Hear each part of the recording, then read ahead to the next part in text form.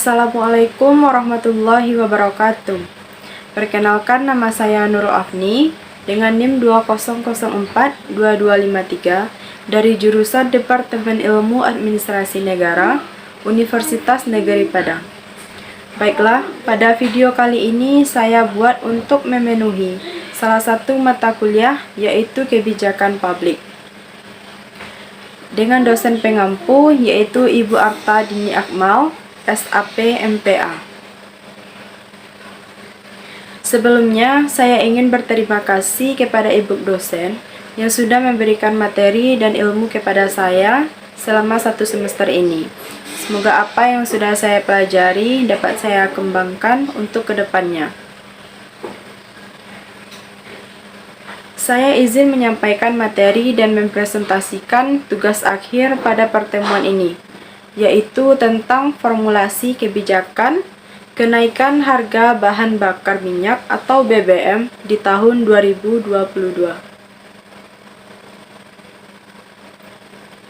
Kebijakan publik merupakan seperangkat keputusan-keputusan yang saling berkaitan yang diambil oleh aktor-aktor publik dan diarahkan pada tujuan tertentu serta sekaligus digunakan sebagai alat untuk mencapai tujuan tersebut.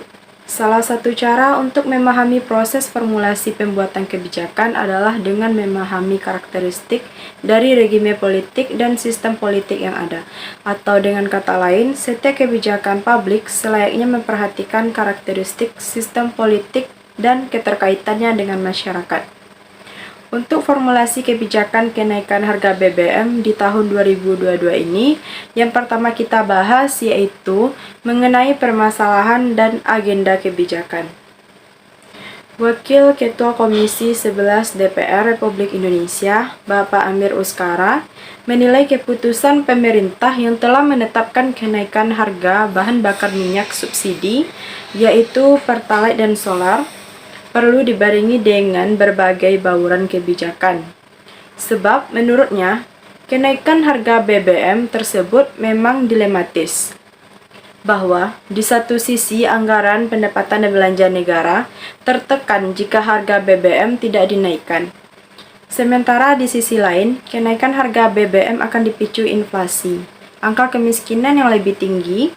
Di sisi lain, kenaikan harga BBM jenis Pertalite dan Pertamax non-subsidi secara bersamaan dengan gap yang masih lebar memang resiko tetap membuat konsumen Pertamax membeli ke Pertalite. Kemudian pemerintah mengumumkan kenaikan 3 jenis BBM. 3 jenis BBM tersebut yaitu meliputi Pertalite, Solar subsidi, dan Pertamax non-subsidi. Rincian kenaikan harga BBM itu yakni yang pertama Pertalite mulai dari harga 7.650 per liter naik menjadi harga 10.000 per liternya. Kemudian Solar harga dari 5.150.000 per liter naik menjadi 6.800 per liter. Kemudian Pertamax naik dari harga 12.500 menjadi harga 14.500 per liternya.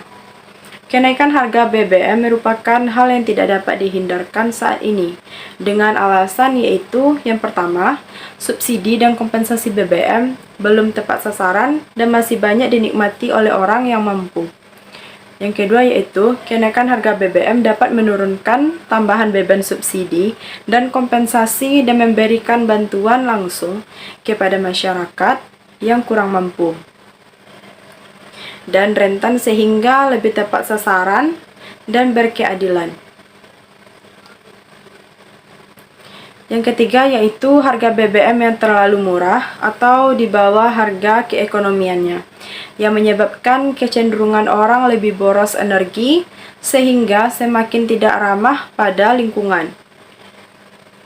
Di sini saya mengambil contoh kasusnya yaitu dengan mengawali tahun 2022, pemerintah melakukan kenaikan tarif BBM kepada masyarakat Indonesia dengan semua jenis bahan bakar minyak yang naik di antara harga 10.000 sampai 15.000 per liternya. Alasan yang dikemukakan pemerintah adalah untuk mengurangi defisit anggaran pendapatan dan belanja negara atau APBN, serta untuk mengurangi subsidi-subsidi yang tidak tepat sasaran dalam APBN. Dan pemerintah juga menyadari bahwa kenaikan harga tersebut akan memberatkan masyarakat. Namun pemerintah menghimbau hendaknya kenaikan ini dilihat dari segi yang lain, yaitu pemerintah menginginkan laju pertumbuhan ekonomi. Harga BBM sangat menentukan besarnya tarif pada angkutan umum.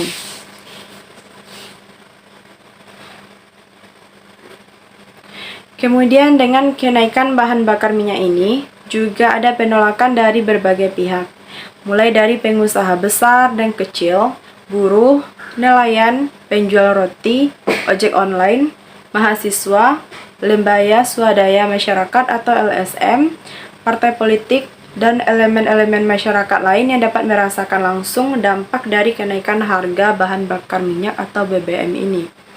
LSM juga berpendapat bahwa kebijakan tersebut merupakan tindakan pemerintah yang kurang bijaksana, sehingga dapat meningkatkan jumlah kemiskinan. Kekerasan ekonomi pada masyarakat juga semakin meningkat. Kemudian, buruh dan pengusaha bersatu padu untuk menentang kenaikan tarif BBM ini. Bagi buruh, kebijakan kenaikan harga dinilai akan semakin memberatkan kehidupan mereka. Dengan kenaikan harga BBM ini tentunya memiliki dampak, yaitu adanya dampak positif dan juga dampak negatif dari kenaikan harga BBM yang dilakukan oleh pemerintah.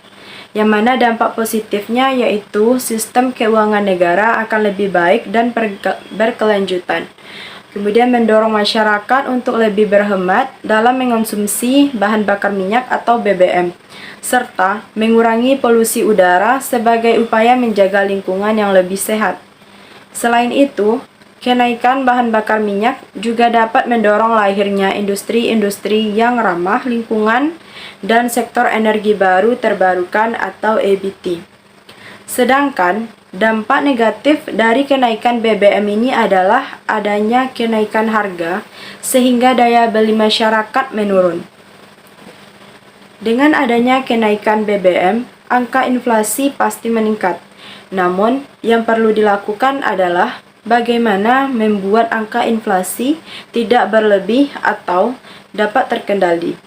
Adapun beberapa cara yang bisa ditempuh dalam menyikapi pengeluaran yang semakin besar dan berat, yaitu yang pertama, mengurangi pengeluaran konsumtif dengan melatih diri membiasakan budaya hemat. Contohnya, dengan mengubah gaya hidup kita seperti yang terbiasa jajan di luar, diubah dengan memasak sendiri. Atau dengan mengurangi jajan di luar dan juga bagi perokok yang sehari bisa menghabiskan 2 bungkus rokok, bisa diganti menjadi 1 bungkus atau berhenti sama sekali. Yang kedua, memaksimalkan jumlah penumpang dalam satu kendaraan, yaitu bagi yang memiliki kendaraan atau mendapat fasilitas kendaraan bisa buat janjian untuk pergi dan pulang kerja bersama-sama agar pengeluaran harga bensin atau solar bisa lebih ringan jika ditanggung bersama-sama. Untuk yang ketiga yaitu menggunakan moda transportasi non-BBM. Misalnya, sewaktu-waktu bisa saja dengan bersepeda atau berjalan kaki bagi yang masih kuat dan bugar. Selain itu, bisa menghemat pengeluaran dan juga membuat tubuh kita menjadi lebih sehat dan bugar. Yang keempat yaitu, usahakan mengurangi kegiatan keluar rumah untuk urusan yang tidak penting. Contohnya, mengatur waktu belanja atau rekreasi yang lebih berkualitas.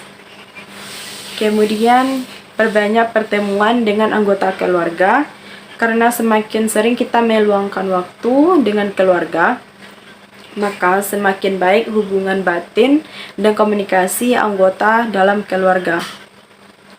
Kemudian yang kelima, bagi PNS yang tinggal bersama keluarga akan lebih hemat kalau memasak sendiri dengan kualitas dan juga kandungan gizi yang lebih baik.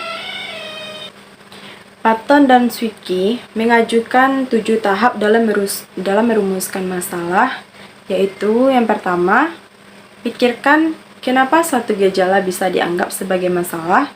Maksudnya di sini yaitu suatu gejala bisa dianggap sebagai permasalahan sosial apabila tidak adanya kesesuaian antara nilai sosial dengan tindakan sosial. Sumber dari permasalahan sosial ini merupakan akibat dari suatu gejala sosial di dalam masyarakat, dan adanya pihak yang menetapkan suatu gejala sosial tergantung dari karakteristiknya.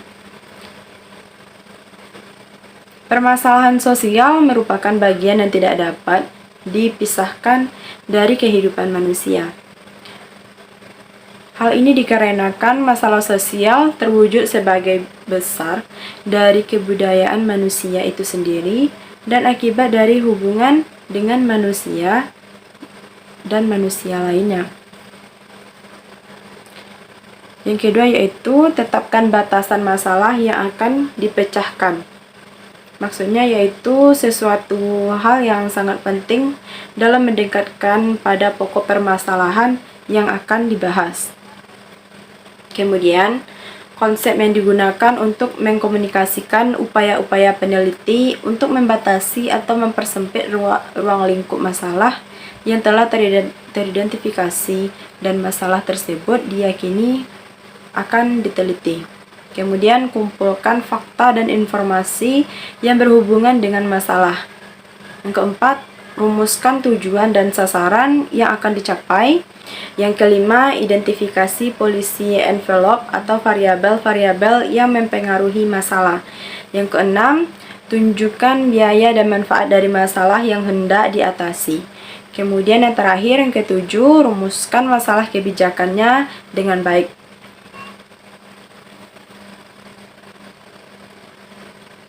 Kemudian, dalam kasus formulasi kebijakan di atas, yaitu tentang kenaikan tarif BBM, dapat kita telaah bagaimana dinamika kompetisi berbagai aktor politik atau polisi stakeholder yang memperjuangkan kepentingannya sesuai dengan karakteristik rejim politik dan sistem politiknya. Ada kecenderungan bahwa suprastruktur politik rejim politik yang berkuasa selalu memenangkan kompetisi kepentingan politiknya dengan mengabaikan impact dan efek kebijakan terhadap masyarakatnya. Dari kasus ini juga dapat kita pelajari bagaimana seharusnya kebijakan publik, baik substansi maupun proses politiknya, lebih berpihak kepada kepentingan masyarakat.